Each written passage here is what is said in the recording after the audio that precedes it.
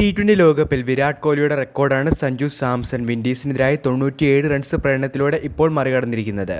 2020 ലോകകപ്പിൽ സ്കോർ പിന്തുടരുമ്പോൾ ഏറ്റവും ഉയർന്ന വ്യക്തിഗത സ്കോർ സ്വന്തമാക്കിയെന്നുള്ള റെക്കോർഡാണ് സഞ്ജുവിന്റെ പേരിലേക്ക് ഇന്ന് തിരുത്തി എഴുതപ്പെട്ടത്. 50 പന്തിൽ പുറത്താവാതെ സഞ്ജു നേടിയ 97 റൺസാണ് ഇന്ത്യക്ക് സെമിഫൈനൽ സ്ഥാനം നൽകിയത്. 4 സിക്സറുകളും 12 ഫോറും ഉൾപ്പെടുന്നതായിരുന്നു സഞ്ജുവിന്റെ ഇന്നിംഗ്സ്. മത്സരത്തിലെ താരവും സഞ്ജു തന്നെയായിരുന്നു. അവസാന ഓവറിൽ റൊമാരിയോ ഷെപ്പേർഡിന്റെ ആദ്യ പന്ത് തന്നെ സഞ്ജു സിക്സർ പറത്തിയിരുന്നു. പിന്നാലെ ഒരു 4 കൂടി അടിച്ചാണ് സഞ്ജു ഇന്ത്യയുടെ വിജയം ആവേശകരമാക്കി മാറ്റിയത്. 2016 ലോകകപ്പിൽ കോഹ്ലി ഓസ്ട്രേലിയക്കെതിരെ പുറത്താവാതെ നേടിയ 82 റൺസിന്റെ റെക്കോർഡാണ് സഞ്ജു ഇന്നത്തോടുകൂടി തകർത്തെറിഞ്ഞത്. 2022-ലും 2012-ലും പാകിസ്ഥാനെതിരെ 82, 78 എന്നിങ്ങനെ റൺസുകൾ നേടിയ വിരാട് കോഹ്ലിയുടെ റെക്കോർഡുകളെല്ലാം സഞ്ജു വെറുമൊരു ഒറ്റ മത്സരത്തിലൂടെ പഴങ്കഥയാക്കി മാറ്റിയിട്ടുണ്ട്.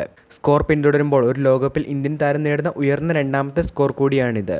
2010-ൽ ദക്ഷിണാഫ്രിക്കയ്ക്കെതിരെ നേടിയ 101 റൺസാണ് ഒന്നാം സ്ഥാനത്ത്. 2024-ൽ ഓസ്ട്രേലിയക്കെതിരെ രോഹിത് ശർമ്മ നേടിയ 92 റൺസിന്റെ സ്ഥാനവും സഞ്ജുവിന്റെ 97 റൺസ് ഇന്നിംഗ്സോടുകൂടി റെക്കോർഡ് ലിസ്റ്റിൽ വീണ്ടും മൂന്നാമതായി മാറിയിരിക്കുകയാണ്.